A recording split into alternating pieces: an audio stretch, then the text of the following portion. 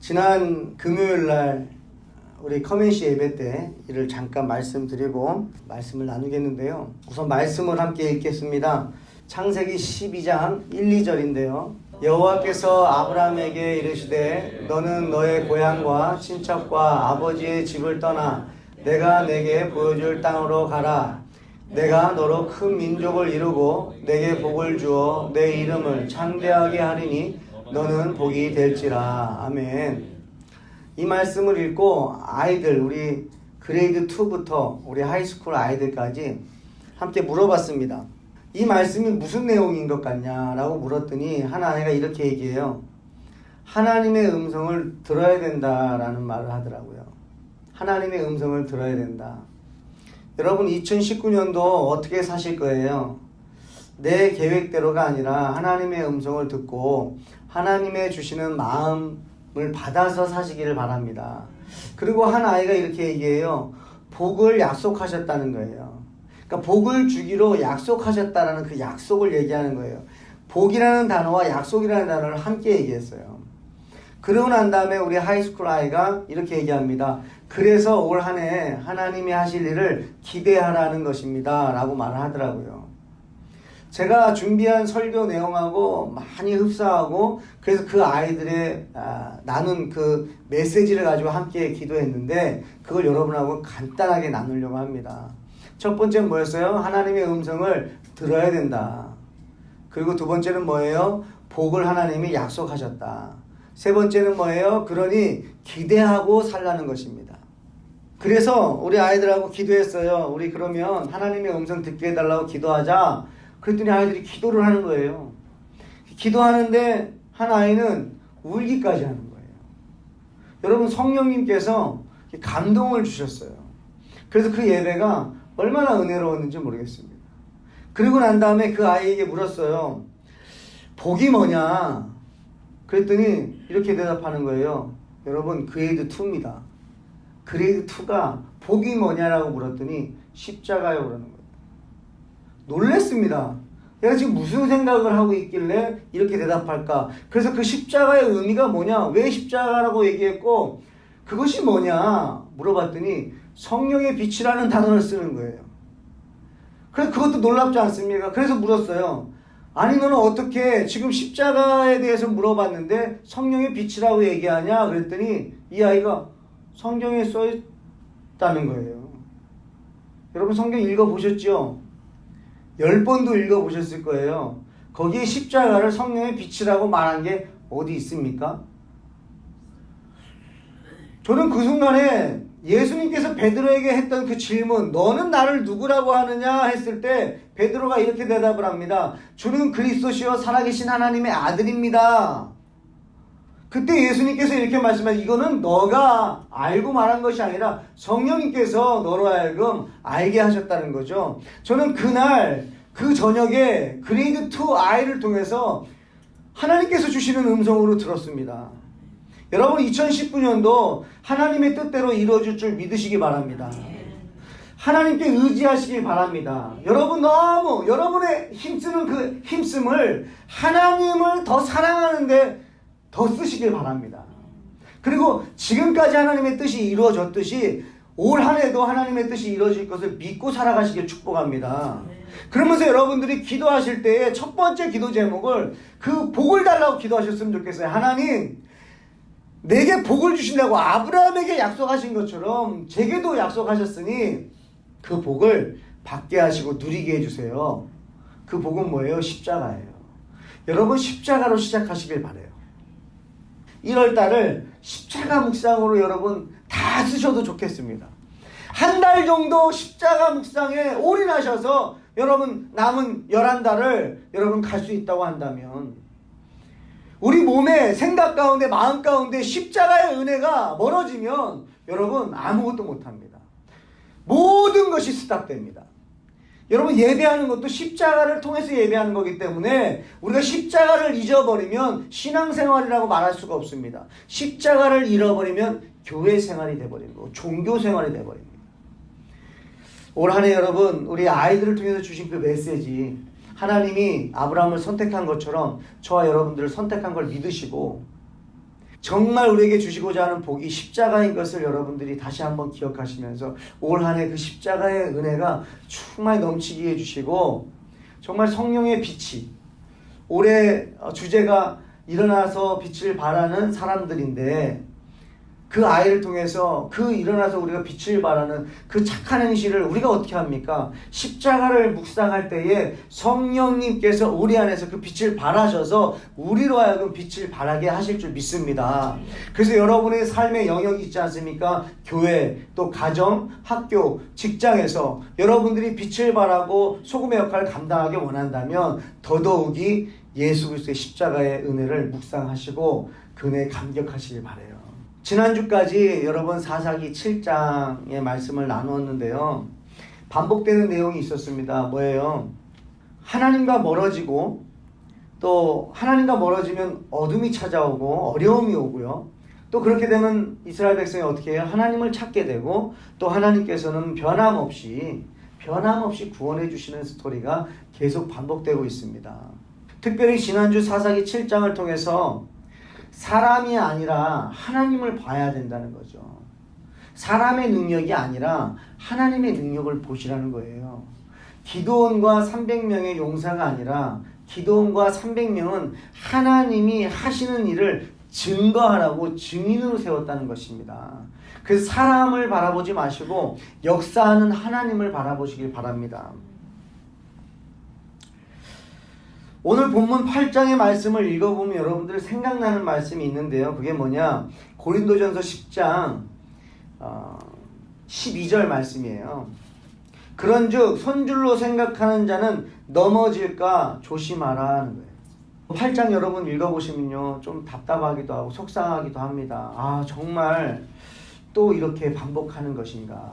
여러분, 기도하면 우리가 다 생각하는 게 뭐예요? 대사사예요. 사사기서에서 기도원 빼면요 어떡합니까?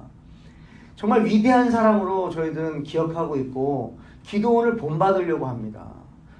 그 기도원이라는 이름을 참 좋아합니다. 그러면 이런 사람이 하나님의 그 역사 가운데 증인이 돼서 계속적으로 그렇게 하나님만 높여드리고 겸손하게 살아가면 좋겠는데 8장을 보니까 실수하는 모습들이 나와요. 7장에서 하나님이 역사하신 것을 먼저 보겠는데요. 7장 22절에 300명이 나팔을 불 때에 여호와께서 그 온 진영에서 친구끼리 칼로 치게 하심으로 적군이 도망하여 수레라의 벳시다에 이르고 또 답밭에 가까운 아벨무올라의 경계에 이르렀으며, 여기서 말씀하시는 게 뭐예요? 기드온과 300명은 한 것이라고 나팔 분 것밖에 없고요. 여호와께서 그 온 진영에서 친구끼리 칼로 치게 하셨다는 거예요. 그러니까 이 전쟁의 승리를 누가 하신 거예요? 하나님이 하셨다는 거예요. 여러분, 나팔을 부니까 잠깐은 놀래가지고 서로 싸울 수 있겠어요. 이 아말렉과 미디안과 또 동부 사람들이 함께 모여 연합 군대이기 때문에 서로 같은 편인지를 모르는 사람들도 있어요. 그래서 그 분위기 때문에 칼로 싸울 수는 있으나 조금 지나면 정신 차리고 그만해야 될 일을 하나님께서 멈추지 않게 하시니까요, 끝까지 싸워서 그들이 멸했다는 거예요. 누가 역사하신 거예요? 하나님이 하신 거예요. 여러분, 다시 한번 여러분의 과거를 돌아보십시오. 누가 여러분의 삶을 인도하신 거예요? 하나님이 하신 거예요. 여러분, 우리가 지금 이 자리에서 예수님 찬양하고 감격하는 눈물 흘리는 거, 여러분, 우리가 무엇인가 하나님 앞에 막 나아갔기 때문에 그렇습니까? 아니면 하나님께서 우리로 하여금 하나님께 나아가도록 하셔서 우리에게 은혜 주셔서 그런 겁니까? 하나님이 하셨다는 거예요. 우리가 그것을 잊어버리면 안 되겠습니다. 이때에 300명 이외의 지파들이 도망치는 적군들을 도와줍니다. 이스라엘 사람들은 납달리와 아셀과 온 므낫세에서부터 부름을 받고 미디안을 추격하였더니, 여러분, 이제 전쟁에서 승리를 하고 도망치는 사람들을 이제 지파들이 도와줍니다. 그때에 납달리, 아셀과 므낫세에서 도와줍니다. 그래서 그들을 함께 추적을 해요. 근데 여러분, 이 12지파 중에서 강력한 지파가 있지 않습니까? 누구죠? 에브라임이에요. 근데 에브라임이 등장하지 않았어요. 그랬더니 이제 8장에 와가지고 에브라임이 등장하는데 에브라임이 기분이 나쁜 거예요. 에브라임이 화가 났습니다. 그래서 기드온에게 이렇게 얘기합니다. 에브라임 사람들이 기드온에게 이르되 내가 미디안과 싸우러 갈 때에 우리를 부르지 아니하였으니 우리를 이같이 대접함이 어찌 됨이냐 하고 그와 크게 다투는지라. 기분이 나쁜 거예요. 왜 그래요? 자신들이 큰 지파이기 때문에 그래요. 다른 지파들은 기분 나빠하지 않습니다. 근데 내가 크고 영향력이 있는데 왜 나한테 도와달라지 말하지 않았냐는 거예요. 왜 이런 승리하는 이 싸움에 왜 나를 포함시키지 않았냐는 거예요. 에브라임은 인구도 많고 땅도 넓습니다. 이렇게 하나님께서 주신 건데 또 동일하게 에브라임도 어떤 모습이에요? 약간은 교만한 모습이 보여요. 왜 우리를 부르지 않았냐. 여러분 다 이겼으면 하나님이 하신 거 아닙니까? 에브라임 지파도 분명히 하나님이 전쟁의 주인인 것을 알고 있는 지파임에도 불구하고 전쟁에 승리했으면 하나님을 찬양하면 되는 것이지 왜 그 자리에 우리를 부르지 않았냐라고 하면서 크게 다투는 거예요. 기드온이 이렇게 말합니다. 기드온이 그들에게 이르되 내가 이제 행한 일이 너희가 한 것에 비교되겠느냐. 에브라임의 끝물포도가 아비에셀의 만물포도보다 낫지 아니하냐. 하나님이 미디안의 방백 오렙과 세heb을 너희 손에 넘겨주셨으니 내가 한 일이 어찌 능히 너희가 한 것에 비교되겠느냐 하니라. 기드온이 이 말을 하매 그때 그들의 노여움이 풀리니라. 여러분 어때요? 저는 여기까지 보면요, 기드온이 굉장히 지혜로운 사람이고 참 말을 잘하고 화난 사람을 잘 달랜다 싶습니다. 그런데 여기서 본문이 끝나는 것이 아니라 뒤에도 더 있기 때문에 뒤에 말씀을 함께 보면서 이 기드온이 에브라임 지파에게 이렇게 말한 것이 어떤 모습이었는지를 좀 봤으면 좋겠어요. 기드온이 지혜롭게만 말한 것인가, 아니면 에브라임 지파가 강력하고 영향력이 있어서 그 기회 또는 그 영향력에 내가 피해를 받을까봐, 내가 그 고통을 받을까봐 혹여나 굽신거린 건 아닌가.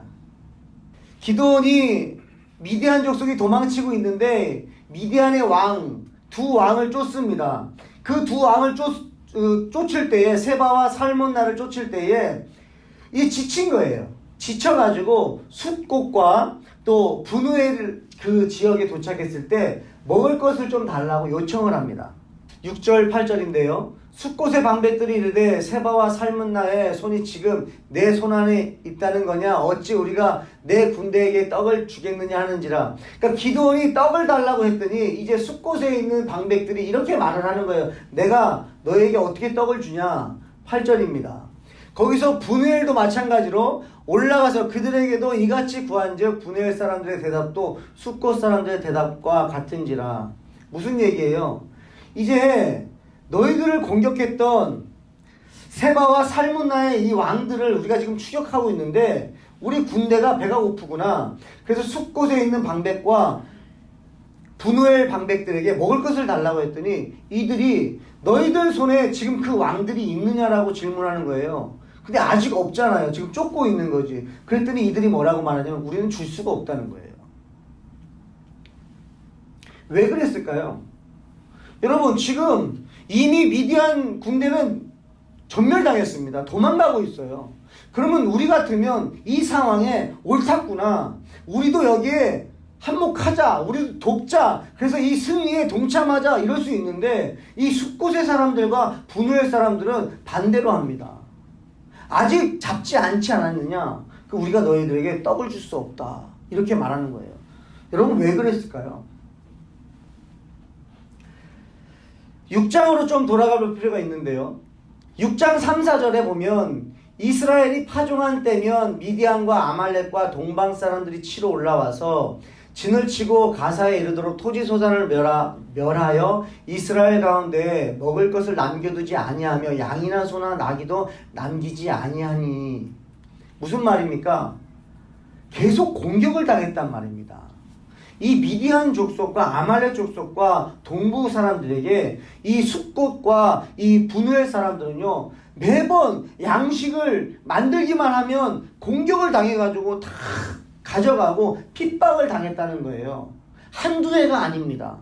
무슨 말이에요? 지금 이 두 방백은요, 상처가 있는 사람들이에요. 그들에게 하도 당해서 그냥 그들 이름만 들어도 두려워하는 사람들이에요.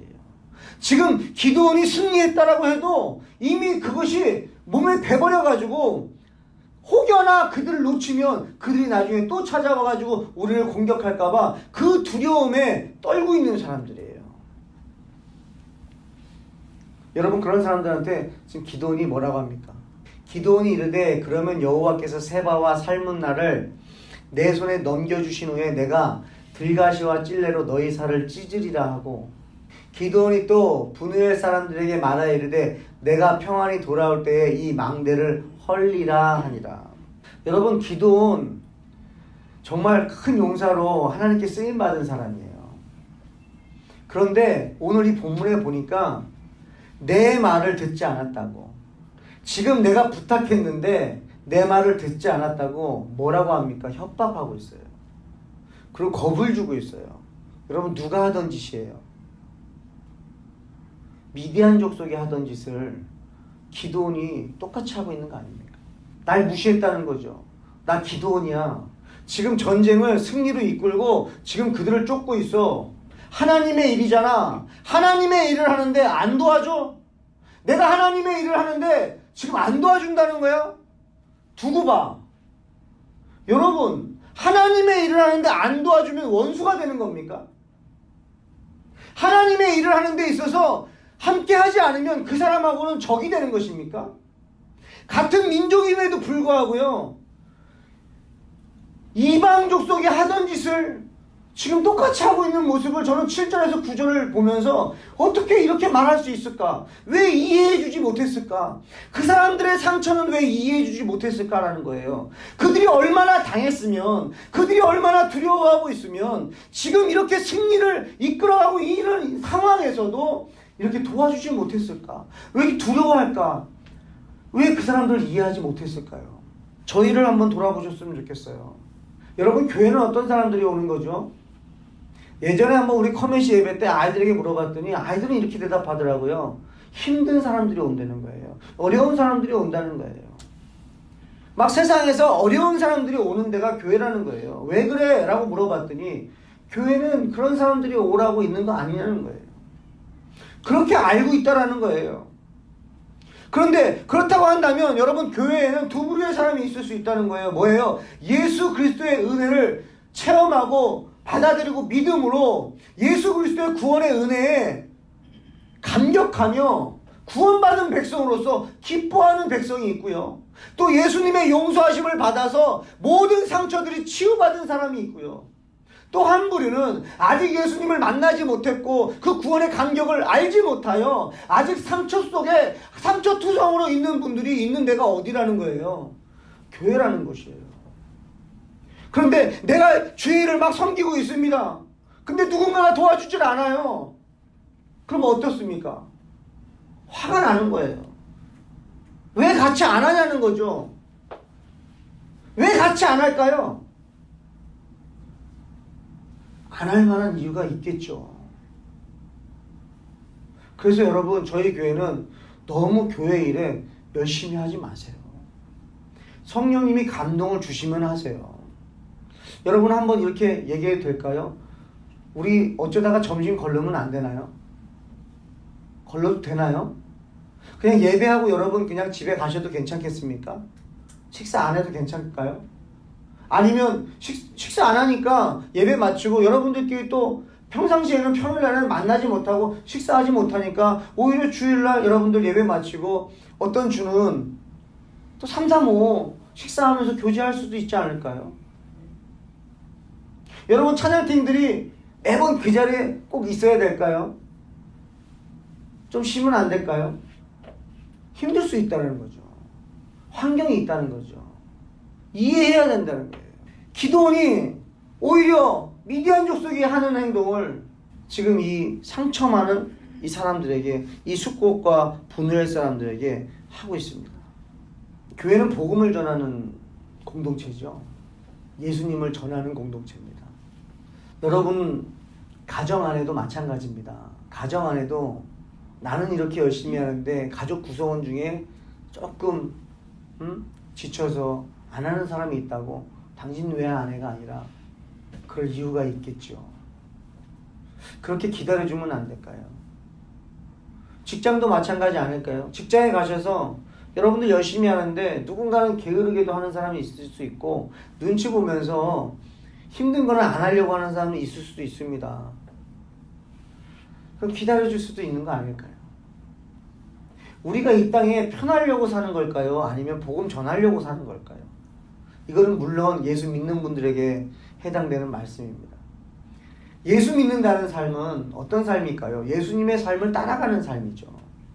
그러면 만약에 지금 기드온이 정말 우리가 생각한 대로 기대하는 대로 하나님의 사람이라고 한다면 이랬으면 어땠을까라는 생각을 합니다.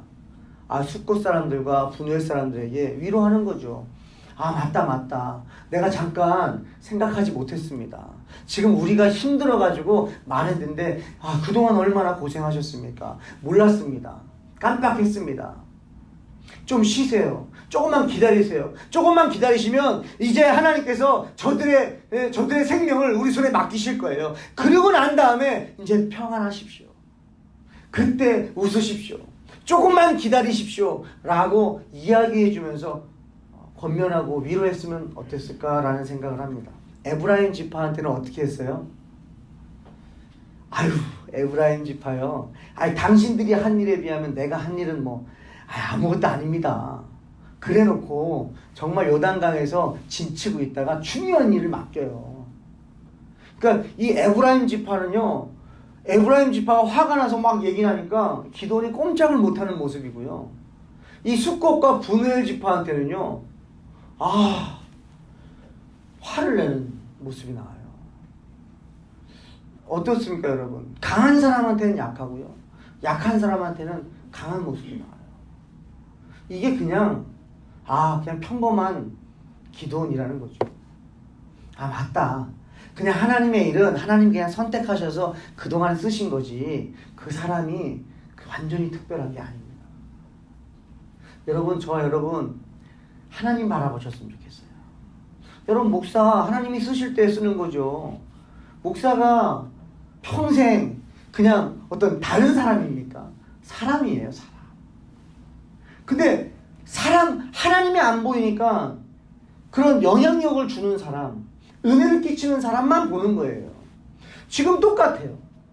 8장 후반에 가면 또 이런 일이 벌어집니다. 이 사람들이 뭐라고 말하느냐, 이렇게 강한 사람한테는 약하고 약한 사람한테는 강한 이 사람을요, 이 사람들이 뭐라고 말하냐면 우리를 다스려 달라고 말해요. 뭘 본 걸까요? 이 기드온이 왕이 되면 우리를 좀 편안하게 해주겠다. 강한 사람한테는 좀 굽힐 줄도 알고 약한 사람들한테는 좀 이렇게 힘으로 누를 줄도 알아서 우리를 편안하게 해주겠다. 이렇게 생각하는 걸까요? 하나님이 안 보이니까 기드온을 왕으로 세우려고 해요. 여러분, 목사는 그냥 그 역할을 감당할 뿐입니다. 맞습니까? 근데 하나님이 안 보이니까 목사를 먼저 보는 거죠. 다시 한번 말씀드려요. 바울이 이렇게 말합니다. 내가 예수를 본받은 것처럼 너희가 나를 본받아라는 거죠. 이것이 끊임없이 끝까지 너의 평생에 나를 본받으라는 말입니까? 아니죠. 내가 예수를 본받고 있으니 너희가 나를 본받아서 오다 보면 그 예수가 보일 거야. 그러면 이제는 나를 건너뛰어서 예수를 보라는 거죠. 아멘. 그러니까 교회는요, 예수님을 보게 하고 예수님의 제자를 만드는 곳이지 사람의 제자를 만드는 곳이 아닙니다. 사람의 영향력을 끼치는 것이 아닙니다. 하나님의 영향력을 끼치는 곳이어야 됩니다.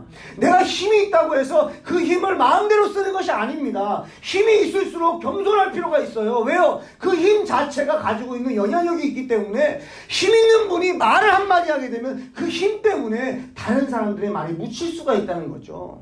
오히려 영향력 있는 분들이 더 겸손하게 다른 사람들의 이야기를 들어줄 때 이 교회는 건강하게 함께 이루어가는 교회가 될 줄 믿습니다. 이때 기드온이 이렇게 말해요. 기드온이 그들에게 이르되 내가 너희를 다스리지 아니하겠고 나의 아들도 너희를 다스리지 아니할 것이요 여호와께서 너희를 다스리시리라 하니라. 여기서 또 다시 한번 저는 위로를 받았어요. 역시 기드온이다. 하나님의 사람이구나. 그래, 왕으로 세우려고 하니까 왕은 안 한다고 말하는 거예요. 그럼 여기서 끝났으면 좋을 텐데. 여기서 끝났으면 좋을 텐데 기드온이 그들에게 부탁합니다. 기드온이 또 그들에게 이르되 내가 너희에게 요청할 일이 있으니 너희는 각기 탈취한 귀고리를 내게 줄지니라 하였으니 이는 그들이 이스마엘 사람들이므로 금 귀고리가 있었음이니라. 왕은 되지 않지만 너희들 탈취한 거 그것 좀 달라는 거예요. 금은보화를 달라고 요청합니다. 왜요? 기드온이 그 금으로 에봇 하나를 만들어서 자기의 성 오브라에 두었더니, 그러니까 에봇을 만들려고 한 거예요. 그랬더니 그게 어떻게 됩니까? 이스라엘이 그것을 음란하게 위함으로 그것이 기드온과 그의 집에 올무가 되니라. 왕은 되지 않는다고 해놓고 여러분 제사장이 입는 이 에봇을 만들어요. 그래놓고 사람들이 어떻게 하면 그 에봇을 위한다는 거죠. 어떤 것이 되어버린 것입니까? 바로 우상처럼 상징이 되어버렸어요. 왕은 되지 않겠다는 거예요. 명분은 세우는 거예요. 하나님 대신 내가 할 수는 없다는 거예요. 하나님이 너희를 다스릴 거야. 그러나 내 영향력은 놓지 않는 거예요. 그때 사람들이 기쁨으로 모아줍니다. 그때 그 모은 것으로 이렇게 에봇 하나를 만들어서 어찌 보면 그의 영향력은 그대로 남겨둔 것이 아닌가 싶습니다. 여러분, 신앙생활은 방향과 자세가 중요해요. 우리 기드온 성경에 기록된 인물이고 하나님께서 선택한 사람입니다. 우리가 좋아해야죠. 아닌 사람도 우리가 좋아해야 되고 사랑해야 되는데 물론 해야죠. 여러분, 목사나 장로나 권사나 직분자들, 또 여러분에게 은혜를 끼치고 또 도움의 손길이 있는 사람들을 여러분 칭찬하고 세우시고 해야죠. 근데 그것은요, 꼭 나에게 은혜를 끼쳤기 때문에 할 일이 아니라 그냥 예수 믿는 사람들은 누구든지 섬겨야 되는 것이고 누구든지 세워야 되는 거 아닙니까? 그 사람이 특별하게 그 사람을 통해서 내가 은혜 받았다고 해서 그 사람만 특별하게 할 것이 아니라 보편적으로 그런 삶이 우리가 돼야 되는 거 아니냐는 거예요. 그래서 목사만 여러분 대단하게 대우할 것이 아니라 목사를 대하듯이 다른 성도들도 대하면 얼마나 좋을까요? 그리고 대할 때에 예수님 때문에 세우셔야지 그 사람의 특별함을 자꾸 부각시키면 이렇게 될 수 있다는 거예요. 하나님 때문에 한 건데. 아멘? 여러분, 우리 하늘 기쁨의 교회 시작을 저는 잊지 않습니다. 2015년도 7월 3일 금요일 저녁 5명이 모여서 함께 기도했어요. 그것이 이렇게 3년 반 동안 오는 교회가 될 것이라고 우리가 꿈꾸며 그러지 않았습니다. 그저 하나님 그날 주실 은혜 받고 싶어서, 하나님이 좋아서, 하나님 없이는 살 수 없어서 예배한 거예요. 그 예배가 3년 6개월을 오게 했고 그 예배를 통해서 더 많은 사람들이 예수님을 만나고 세례받는 아이들이 일어나고 하나님이 역사하셨습니다. 이것을 처음 시작했던 그 5명이 한 걸까요? 아니면 제가 목사가 한 걸까요? 아니에요, 여러분. 정확하게 오늘 이 본문 말씀을 제가 읽고 여러분에게 말씀을 드립니다. 나눕니다. 누가 하신 거예요? 하나님이 하신 거예요. 우리는 다시 제자리로 돌아갈 필요가 있다는 거예요. 늘 한결같은 모습을 유지할 필요가 있다는 거예요. 방향을 잘 잡으셔야 됩니다. 우리는 예수를 믿는 사람이고요. 예수 없이는 살 수 없는 사람입니다. 예배가 우리를 지켜준 것이지 우리가 하나님을 예배한 것이 아닙니다. 하나님이 우리를 부르셔서 우리를 지켜주신 거예요. 속도는 하나님 앞에 맡겨두시고 이젠 자세를 잘 잡으시기 바래요. 2019년도 여러분 순식간이에요. 기도원이 이렇게 교만해지는 건요 순간이더라는 거죠. 여러분 자세를 잘 잡으시기 바래요. 자세가 중요합니다. 찬양을 멀리하면 안 됩니다. 여러분. 찬양을 멀리했다, 이미 그 마음 가운데 이 틈이 생긴 거라고 여러분이 점검하셨으면 좋겠어요. 말씀과 멀어지고 있다? 말씀이 막 읽고 싶지 않으세요? 멀어지고 계신 거예요. 틈이 생긴 거예요. 틈이 생기면요 욕심이 그대로 드러나고요, 욕심이 그대로 드러나면 그 사람 분명히 교만한 모습이 나올 수밖에 없다는 거죠. 그거는 그분이 원해서가 하는 것이 아닙니다. 여러분, 교만하고 싶어서 교만하는 게 아니라 그냥 그 죄성이 우리 안에 있다는 거죠. 그것을 잠재우고 그걸 붙잡을 수 있는 것은 바로 예수 그리스도 십자가의 은혜밖에 없다는 거예요. 여러분 오늘 한 해 이 방향과 자세를 다시 한번 생각하십시오. 하나님이 하셨습니다. 그리고 하나님의 은혜를 사모하는 그 자세를 유지하십시오. 생각을 많이 하지 마십시오. 그리고 내가 판단하지 마십시오. 기도는 자기가 순간순간 판단하여 정죄하고 또 복수까지 합니다. 그리고 우상까지 만들었어요. 여러분 순식간이에요. 하나님의 말씀으로 여러분 들으시고 이 말씀을 여러분들 준비시키는 말씀으로 들으셨으면 좋겠어요. 지금 여러분들이 이렇다라고 말하는 것이 아니라 지금 기도원을 봐라. 이런 모습이 있다. 그 결과물이 또 9장에 나옵니다. 여러분 준비하셨으면 좋겠어요. 하나님 교만해지지 않도록 틈이 생기지 않도록 하나님 앞에 십자가 앞에 날마다 나아가게 해주세요. 십자가가 복이라고 말한 그 아이의 그 입술을 통해서 들은 이 메시지를 우리가 놓지 않게 해주시고 십자가의 은혜를 붙잡고 성령의 빛을 의지하여 성령님 의지하여 또 한 해를 여러분 사시길 주님의 이름으로 축복합니다. 기도하겠습니다. 하나님 감사합니다. 오늘도 말씀을 통해서 우리를 준비시켜 주심을 감사합니다. 우리는 연약합니다. 언제 틈이 생길지 모르고 그 틈이 우리를 언제 삼킬지 모릅니다. 그래서 아버지 저희들이 정말 겸손한 자세와 정말 방향을 잘 잡고 끝까지 가길 원합니다. 하나님 역사해 주시옵소서.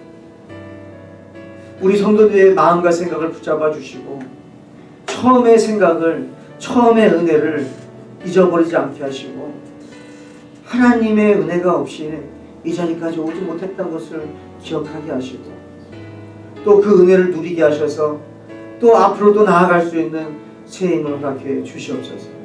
역사하실 주님 기대하며 감사드리며 예수님 이름으로 기도합니다. 아멘. 우리 시선을 우리 하나님 앞에 고정하기 원합니다.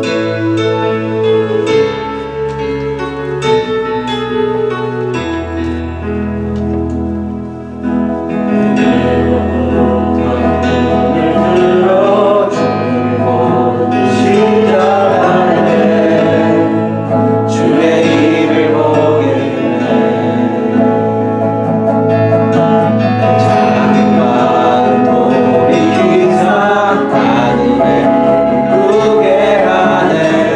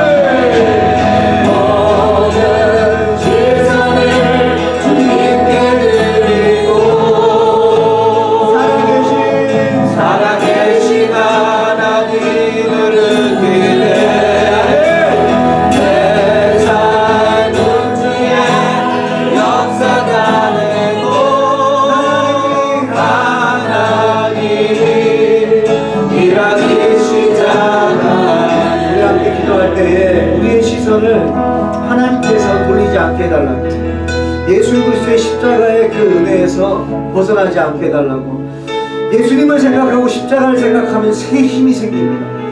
눈을 집중시켜 주셔서 하나님, 우리가 교만하지 않고 정말 예수님도 이 땅에 섬기러 오셨지 섬김을 받으러 온 것이 아닌 것처럼 아버지 예수님을 본받아서 우리가 살아갈 수 있도록 역사해달라고 우리 함께 기도하겠습니다. 주여 하나님 아버지, 하나님 아버지, 기도를 바라보며 아버지 순간적으로 하나님을 바라보지 않을 때에 아버지 연약한 모습을 바라보게 되었습니다. 아버지 강한 자에게는 약한 모습을 보이고 약한 자에게는 강한 모습을 보이며 아버지 자신의 힘을 다시 하는 모습을 보게 되고 아버지 또 자신의 배를 채우는 욕심을 아버지 볼 수 있습니다. 하나님 아버지요, 아버지 변화먹고 아버지 심플하신 분이 아버지 예수님을 바라보며 아버지 우리의 삶도 변하지 않게 해주시고 아버지 반향을 들지 않게 하시고 아버지 하나님 자세를 놓지 않게 하여 주셔서 아버지 하나님의 이야기를 아버지 끝까지 감당할 수 있도록 아버지 사명을 끝까지 감당할 수 있도록 아버지 기도하여 주시옵소서. 하나님 용서해 주시옵소서. 아버지 하나님 교회 안에서도 아버지 교회 안에서도 아버지 섬김을 받는 자가 아니라 섬기는 자의 자리에 있게 하여 주시고 아버지 가정에서도 섬김을 아버지 받는 자가 아니라 섬기는 자의 자리에 있게 해주시고 직장에서도 섬기는 자의 자리에 있게 해주시고 친구들을 만나고 아버지 또 가족들을 만나고 아버지 친척들을 만나고 아버지 아는 사람들을 만났을 때 아버지 섬김을 받으려고 하는 것이 아니라 아버지 섬기는 자리를 아버지 놓지 않고 잃지 않고 살아감으로써 아버지 하나님 정말 교회 안에서나 가정에서나 직장에서나 사회생활 속에서 아버지 변함없는 모습을 보일 수 있도록 하나님 역사해 주시옵소서. 아버지 주님을 바라보기 원합니다. 아버지 모든 시간을 아버지 주님께 드리고 아버지 하나님을 찬송하며 아버지 감사하며 기도하며 기뻐하며 아버지 예수 그리스도의 그 십자가의 은혜 아버지 그의 아버지 새 힘을 받아서 아버지 승리할 수 있도록 하나님 인도하여 주시옵소서. 하나님 먼저 회개합니다. 우리의 삶이 연약합니다. 날씨가 추우면 춥고 더우면 덥고 환경의 지배를 우리는 많이 받습니다. 그러다 보니 시선을 조금만 돌려도 금방 넘어지고 시선을 조금만 돌려도 금방 틈이 생겨서 넘어질 수 있는 존재임을 다시 한번 고백합니다. 그렇기 때문에 우리 하나님께서 우리를 그와 같이 버려두지 아니하시고 성령님을 보내주셨습니다. 아버지, 우리 성도님들 한 주간도 또 1년도 또 주님 부르시는 그날까지 성령님 의지하는 이 방향을 놓치지 않게 하시고 성령님 의지하는 자세를 놓치지 않게 해주시고 정말 빛과 소금의 말씀을 잊어버리지 않게 하시고 아버지 교회 안에서 가정 안에서 직장에서 또 사회생활 속에서 덕을 끼치고 사랑을 전하고 또 상처받은 사람들을 이해하고 나를 만족시키는 인생이 아니라 하나님의 입장에서 하나님을 기쁘시게 하고 또 하나님의 자녀들을 만족시키는데 그들을 이해하고 또 그들과 함께 울고 슬퍼해 줄 수 있는 그런 삶, 주님 우리가 그렇게 살 수 있도록 인도해 주시옵소서. 하나님께서 우리에게 이 말씀을 주셨을 때에는 하나님께서 준비시키는 줄 믿습니다. 하나님이 역사하실 일들을 기대하며 나아가라고. 그렇기 때문에 우리가 할 것은 오직 예수 그리스도 십자가만 바라보며 예수님께서 이 땅에 오셨던 그 길, 좁은 문, 좁은 길 바라보며 예수님이 그렇게 사셨듯이 하나님의 말씀에 자신의 인생을 맞춘 것처럼 우리 또한 내 인생에 하나님의 말씀을 맞추고 내 배고픔에 맞추는 것이 아니라 하나님의 말씀에 우리의 인생을 맞춰드리고 맞춰서 살아가며 정말 좁은 문을 향해 좁은 길로 묵묵하게 걸어갈 수 있는 은혜 허락해 주시옵소서. 하나님 역사하실 줄 믿습니다. 감사합니다. 예수님의 이름으로 축복하며 기도합니다. 아멘.